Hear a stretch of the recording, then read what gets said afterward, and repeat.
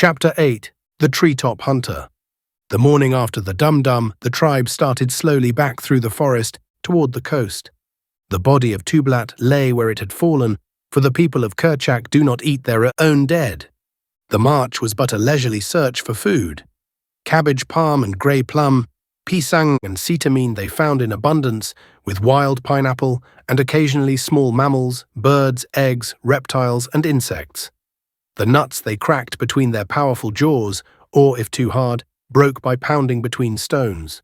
Once old Sabor, crossing their path, sent them scurrying to the safety of the higher branches, for if she respected their number and their sharp fangs, they on their part held her cruel and mighty ferocity in equal esteem.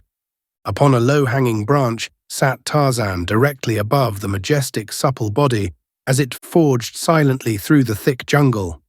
He hurled a pineapple at the ancient enemy of his people. The great beast stopped, and turning, eyed the taunting figure above her. With an angry lash of her tail, she bared her yellow fangs, curling her great lips in a hideous snarl that wrinkled her bristling snout in serried ridges and closed her wicked eyes to two narrow slits of rage and hatred.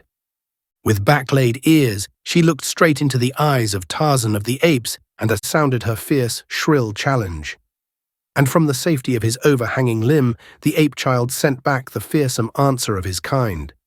For a moment, the two eyed each other in silence, and then the great cat turned into the jungle, which swallowed her as the ocean engulfs a tossed pebble. But into the mind of Tarzan a great plan sprang. He had killed the fierce Tublat, so was he not therefore a mighty fighter? Now would he track down the crafty Sabor and slay her likewise. He would be a mighty hunter also. At the bottom of his little English heart beat the great desire to cover his nakedness with clothes, for he had learned from his picture books that all men were so covered, while monkeys and apes and every other living thing went naked. Clothes, therefore, must be truly a badge of greatness, the insignia of the superiority of man over all other animals.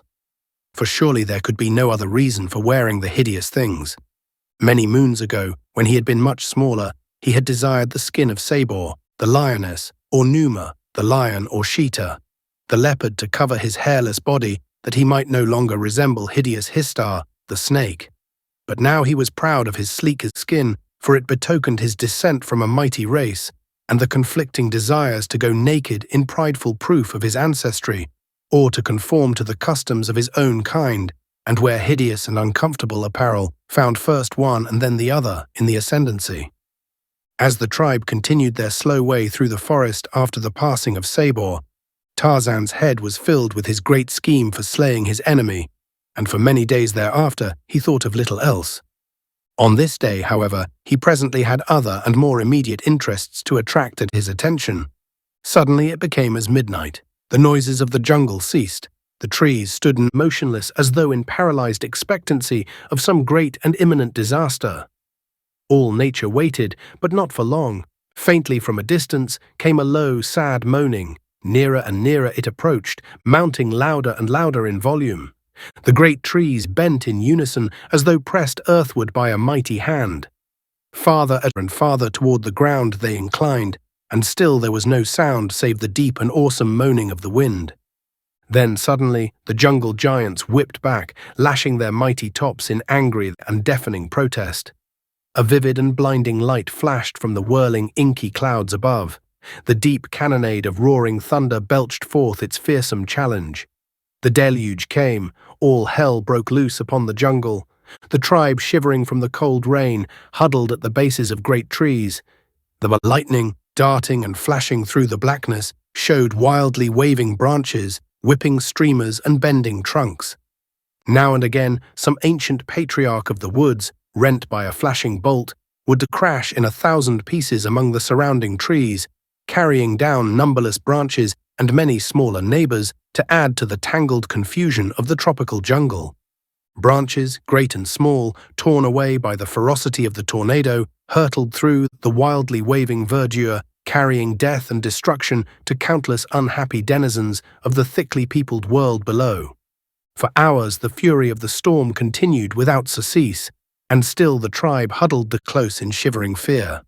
In constant danger from falling trunks and branches, and paralyzed by the vivid flashing of lightning and the bellowing of thunder, they crouched in pitiful misery until the storm passed.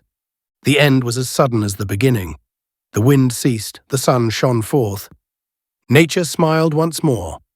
The dripping leaves and branches and the moist petals of gorgeous flowers glistened in the splendor of the returning day.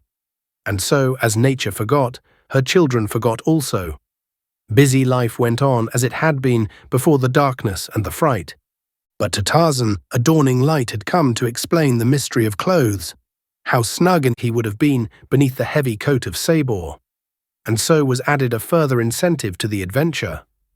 For several months, the tribe hovered near the beach where stood Tarzan's cabin, and his studies took up the greater portion of his time. But always when journeying through the forest, he kept his rope in readiness, and many were the smaller animals that fell into the snare of the quick-thrown noose. Once it fell about the short neck of Horta, the boar, and his mad lunge for freedom toppled Tarzan from the overhanging limb where he had lain in wait, and from whence he had launched his sinuous coil. The mighty tusker turned at the sound of his falling body, and, seeing only the easy prey of a young ape, he lowered his head and charged madly at the surprised youth. Tarzan happily was uninjured by the fall, alighting cat-like upon all fours far outspread to take up the shock. He was on his feet in an instant, and leaping with the agility of the monkey he was, he gained the safety of a low limb as Horta, the boar, rushed futilely beneath. Thus it was that Tarzan learned by experience the limitations as well as the possibilities of his strange weapon. He lost a long rope on this occasion, but he knew that had it been Sabor who had thus dragged him from his perch, the outcome might have been very different, for he would have lost his life, doubtless, into the bargain. It took him many days to braid a new rope, but when finally it was done, he went forth purposely to hunt, and lie in wait among the dense foliage of a great branch right above the well-beaten trail that led to water. Several small animals passed unharmed beneath him. He did not want such insignificant game. It would take a strong animal to test the efficacy of his new scheme. At last came she whom Tarzan sought, with lithe sinews rolling beneath shimmering hide. Fat and glossy came Sabor, the lioness. Her great padded feet fell soft and noiseless on the narrow trail. Her head was high in ever-alert attention. Her long tail moved slowly in sinuous and graceful undulations.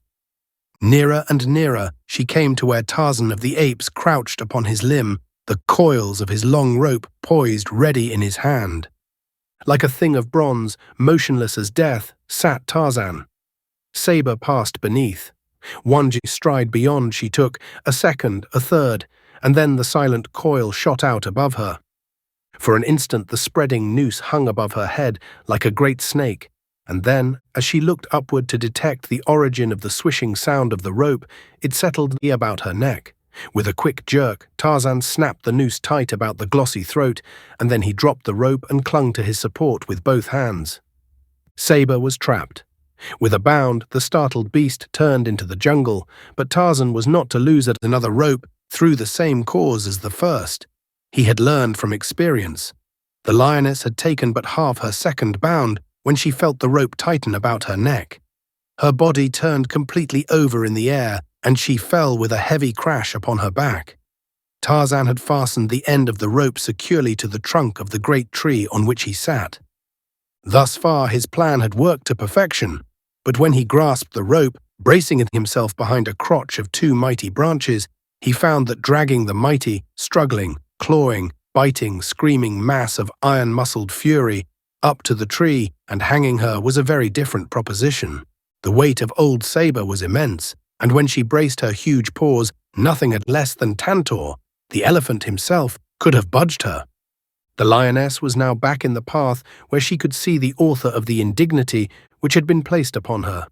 Screaming with rage, she suddenly charged, leaping high into the air toward Tarzan, but when her huge body struck the limb on which Tarzan had been, Tarzan was no longer there. Instead, he perched lightly upon a smaller branch 20 feet above the raging captive. For a moment, Sabor hung half across the branch, while Tarzan mocked and hurled twigs and branches at her unprotected face. Presently, The beast dropped to the earth again, and Tarzan came quickly to seize the rope. But Sabor had now found that it was only a slender cord that held her, and grasping it in her huge jaws, severed it before Tarzan could tighten the strangling noose a second time. Tarzan was much hurt. His well-laid plan had come to naught, so he sat there, screaming at the roaring creature beneath him and making mocking grimaces at it. Sabor paced back and forth beneath the tree for hours. 4 times she crouched and sprang at the dancing sprite above her, but might as well have clutched at the elusive wind that murmured through the treetops. At last Tarzan tired of the sport, and with a parting roar of challenge and a well-aimed ripe fruit that spread soft and sticky over the snarling face of his enemy, he swung rapidly through the trees, 100 feet above the ground, and in a short time was among the members of his tribe. Here he recounted the details of his adventure, with swelling chest and so a considerable swagger that he quite impressed even his bitterest enemies, while Kayla fairly danced for joy and pride.